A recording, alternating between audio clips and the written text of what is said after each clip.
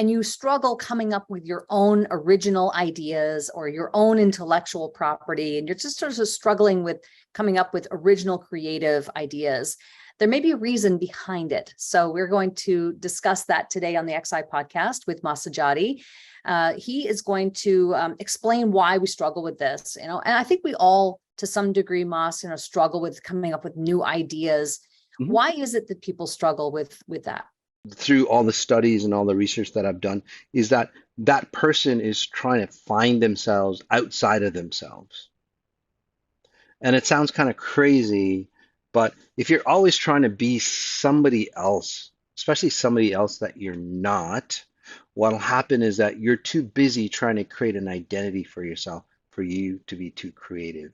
If you look at creative individuals, they have, say, certain symptoms or certain personality traits.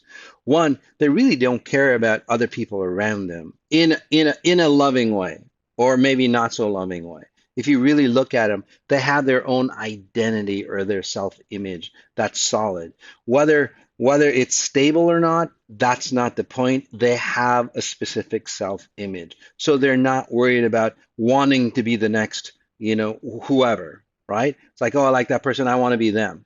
So they're not worried about that. The second aspect of those creative type geniuses or individuals, and I'm talking, high-level geniuses, whether you're an inventor or whether you're an artist like, Michael Jackson and, those types of levels, is that too, they're always looking to improve themselves. Although they compare themselves with others, they always know who they are, and they compare themselves to others to see how much more they could improve themselves. They're not in competition, although there are people who do get in competition, and then you see their career start going downwards when they start doing that. But again, creative geniuses that are successful, they're always looking to go, oh, and they'll learn from anybody, by the way. Creative geniuses will learn from anybody. It doesn't matter who they are, right?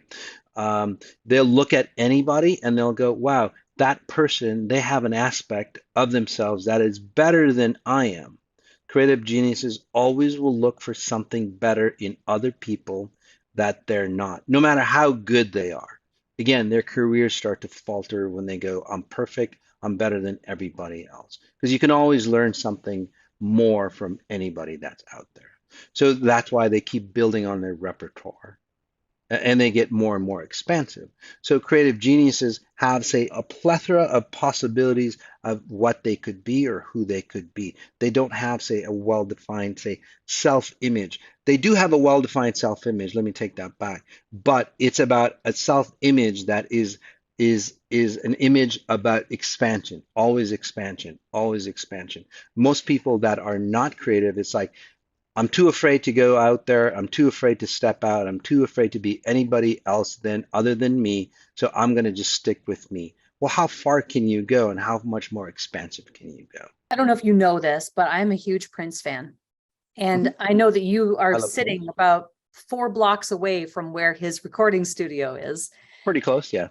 Yeah, pretty close. And so I think about him. Michael Jackson is, right up there as well. Inventors, Nikola Tesla, all the ones that we've talked about on this podcast. But just using the example of Prince, just because I know that story intimately, at Paisley Park, he would get lost in space and time. And there were many, many sound engineers who talked about how he would actually rotate through sound engineer. He would work for 36 hours straight and work his way through like 3 sound engineers, because he was lost in space and time and creating music, for example.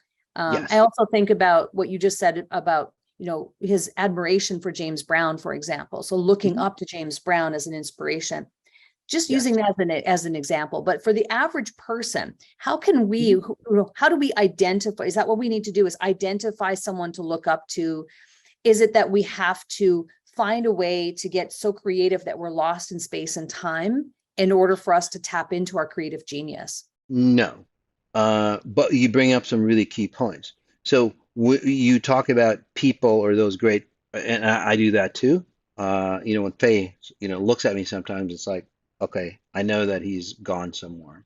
And again, those are moments where whether you pick it or you create it or you schedule it or It's like, hey, it's time to connect. The key is that you can't emulate somebody like that. You have to find your own, say, area or space that you, say, transcend into. Most people, unfortunately, they do it wrong. Most creative geniuses do it wrong. And I'll give you some side effects of that, but you want to do it the proper way. You want to expand into that moment of, say, space and time. Okay.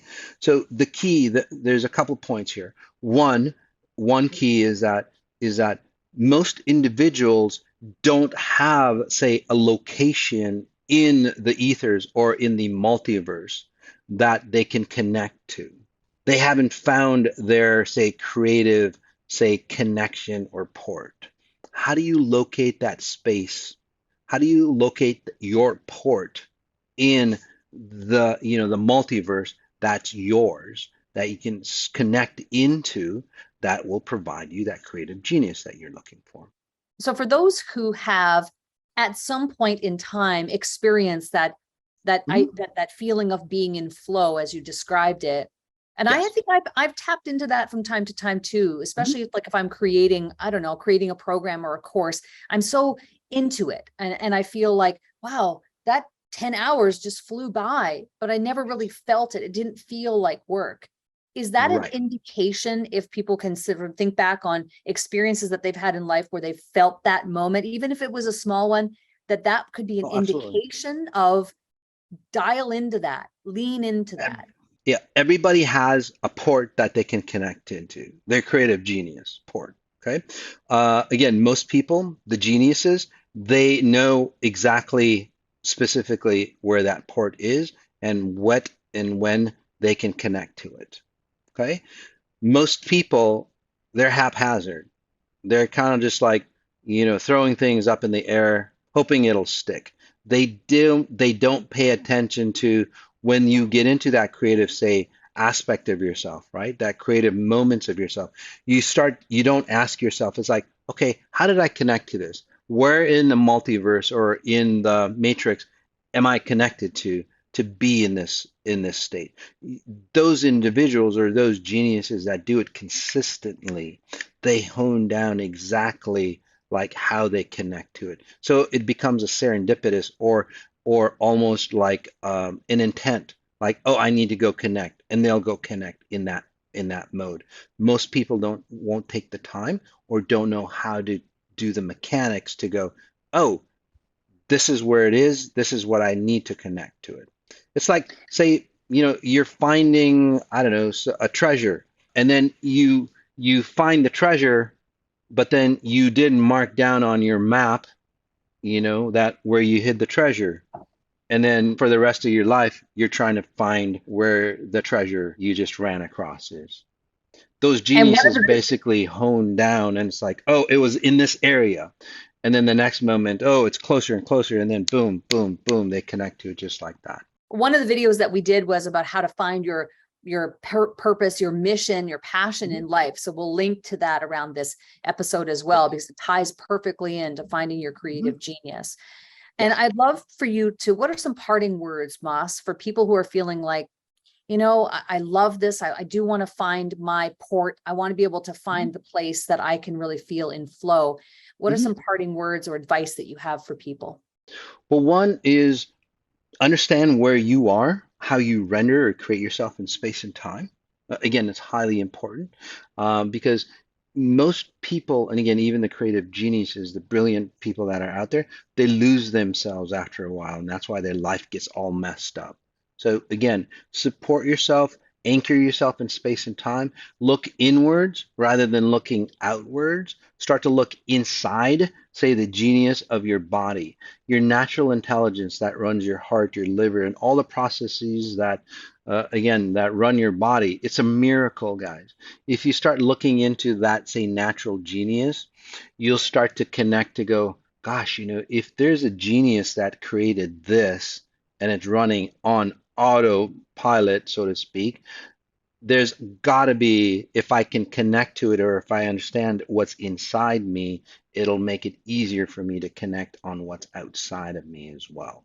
Okay, and that's where you are. But the creative genius, once you start to go inwards, again, in your inward expansion, once you start to go inwards, you'll start to expand into that creative genius. And that's where you do creative genius right. This is where you don't end up like a Nikola Tesla or even Elon Musk. As he ages, his mental order or mental state's going to get more and more messed up because he's connecting to a genius, but he's losing himself here in physical form. So you want to do that right. And by the way, I do help those highly, highly, I do help those geniuses stay more congruent or more stable as they go through life, by the way. Moss, this is great. Thank you so much. I really appreciate you jumping on to share this, because I think this will help a lot of people who feel like they have some type of creative genius deep inside of them, but maybe just struggling with finding new ideas or being original, or, finding that state of flow. If you've enjoyed this podcast episode, please share it with someone who may be struggling with this, because we'd like to be able to get the message out to more people. And be sure to follow the podcast. And Moss, I'll see you on the next episode. Yes, and one more thing, on the lecture series, we will be doing more and more Brilliant Mind series. Take a look at that series as well, Brilliant Minds. If you wanna put a link onto on the podcast as well to the Brilliant Mind series, it helps you tap into your creative genius. Fantastic. Thank you so much, Moss. All right, thank you.